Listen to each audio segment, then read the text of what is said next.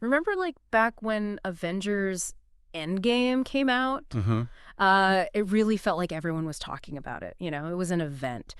These days, it feels like that energy around the MCU has kind of, I don't know, fizzled. And look, I'm a huge Marvel fan, always have been. But even I'm feeling a little, well, some critics might even say messyverse, not multiverse. Yeah, it's true. Oh, There's definitely been a shift, right? Like we're going from this huge fan excitement to, well, a much more critical eye. yeah. And it's not just casual viewers chiming in this time. You've sent us some really thoughtful uh, analyses and critiques, mostly from some pretty big names on YouTube. The Critical Drinker, Cinelumi, Elvis Meneses, Films and Stuff, Nerdrotic, and even that Time Magazine article that didn't pull any bunches. Yeah, that Time article was something else. But it's interesting, though, right? Because they're all asking the same question. What happened? What happened to the magic? Right. What happened to that Marvel magic? It's like, it's the question on everyone's mind. And one of the biggest criticisms we keep seeing across the board, really, is this overwhelming feeling that Marvel's gone from quality to quantity. It's like they're trying to make up for lost time or something. Yeah. Like more, more, more. Yeah. But is it really more if it's not as good? You Yeah, know? exactly. And Elvis Jimenez, he makes a really good point about this. Like, think back to the early days of the MCU, right? Yeah. We got one, maybe two movies a year, max. And each one felt like this huge event. Totally. Like a Yeah. real cinematic event. You look forward to it. You got hyped. You talked about it with your friends. It was exciting. Now, Well, now it's like every other week there's a new hero, a new villain, a new Disney show. It's a lot to keep up with. I saw this one comment online, and it was like, trying to follow the MCU now feels like doing homework. oh, 100%. I've totally felt that way too. And that actually brings up a really important point because it's not just about us viewers feeling overwhelmed, right? Yeah. Imagine what it's like from a production standpoint. If you're trying to pump out like 5 movies and 3 TV shows every year, well, something's got to give, right? And what usually gives is the quality, unfortunately. Like all those little things, right? The smaller character moments, the details in the plot, the overall, I don't know, tightness, all that stuff that made those earlier phases so good. Exactly. All those ingredients that made us fall in love with those earlier stories are kind of getting lost in the shuffle. And speaking of those earlier phases, I think it's impossible to talk about this without mentioning the elephant in the room, the absence of Iron Man and Captain America. Right. Like you can really feel their absence in phase four, you know? It's like the Mhm. MCU is missing, I don't know, a strong central figure to kind of hold everything together. And it's not just that we miss them, right? It's that their stories were so integral to the entire MCU.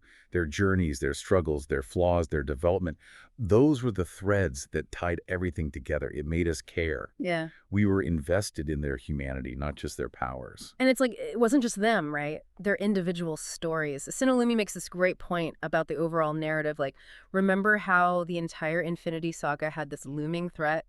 Yeah, Thanos? Thanos, like you knew right from the beginning the stakes were high. Right, it's Thanos. And that sense of danger, of urgency that kept everything moving forward. It was all connected. Exactly.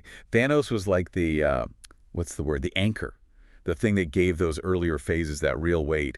And honestly, Phase 4 just doesn't have that. Yeah, we've got Kang now, obviously. Right, Kang the Conqueror. But he doesn't feel, I don't know, as immediately menacing, you He's know? not as, well, he's not Thanos, is he? And it's not even just about, like, having a big bad villain, right? Mm. Because even on a storytelling level, a lot of critics are saying the actual writing in phase four just isn't as sharp. Yeah, there's been a lot of criticism about the writing. The Critical Drinker, he's really gone in on this. He's like, Phase 4 just feels all over the place. It lacks focus. Yeah, exactly. It's like they're just throwing a bunch of different plot lines at the wall and seeing what sticks. It's messy. And that Time magazine article, they really dig into this too.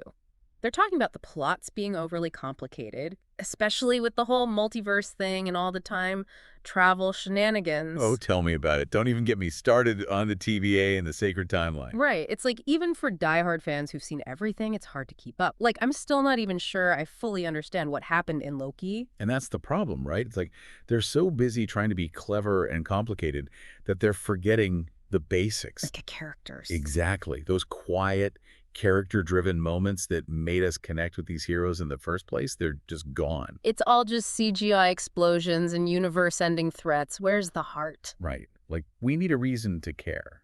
Okay, so before we go any further, I think there's another kind of elephant in the room we need to talk about, and this is a bit of a sensitive topic, so. You're talking about the criticisms from people like Nerdrotic and the Critical Drinker about identity politics in these recent Marvel projects. Yeah. It's a conversation that's happening, and I think it's important to at least acknowledge it. Yeah, absolutely. So basically, their argument is that there's been a shift towards representation and diversity, Mhm. which is obviously a good thing in itself. Yeah, But they feel like it's coming at the expense of good storytelling. yeah, like it's sometimes feeling a little forced or unnatural, like they're checking boxes instead of letting those stories develop organically. Right. And I think it's important to say here that, look, representation in media is incredibly important. We should absolutely be striving for that. 100%.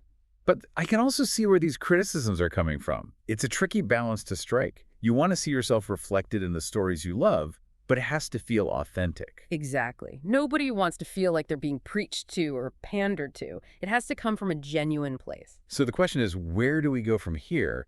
Has the MCU, I don't know, has it lost its way? Yeah. Can they recapture that magic? Well, I don't think it's time to panic just yet. You know, Nerdrotic, he actually brought up a good point. He sees all these delays and rumors about projects getting reworked as a sign that maybe Marvel is listening. Yeah, it's possible. I mean, they've definitely delayed things. Could be they're taking a step back, looking at all the feedback and trying to figure out how to, right the ship. It wouldn't be the first time a Marvel movie surprised everyone, right? I mean, think about the first Iron Man. Nobody knew what to expect. Iron Man wasn't exactly a household name back then. Right. Huge risk, huge success. Yeah.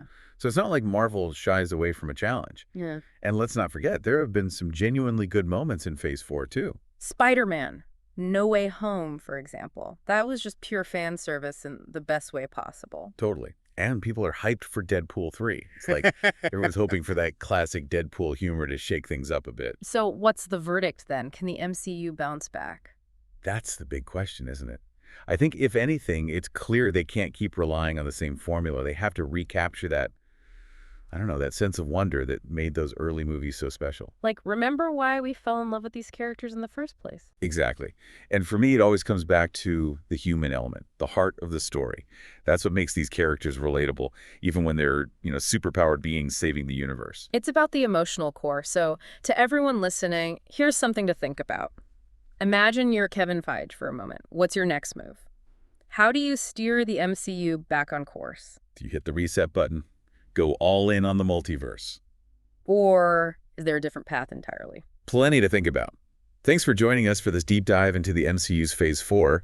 It's been, let's just say, an interesting ride so far. To say the least. But hey, that's what makes being a fan so exciting, right? The ups and downs, the surprises, the debates. We'll be back soon to dive into a whole new topic, so until then, keep those theories coming.